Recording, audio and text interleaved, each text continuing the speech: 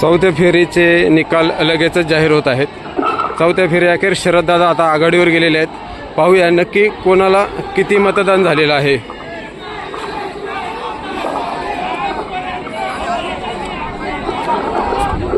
चौथ्या फेरी अखेर उमेदवार निहाय मिळालेली मतं जाहीर करत आहे। अतुल वल्लभ बेनके 5887, सत्यशील सोपान शेठ शेरकर 8725, देवराम सखाराम लांडे 11846, आकाश राजेंद्र आढाव 430, आशाताई दत्तात्रय बुचके 1614, रमेश मुरलीधर हांडे 60,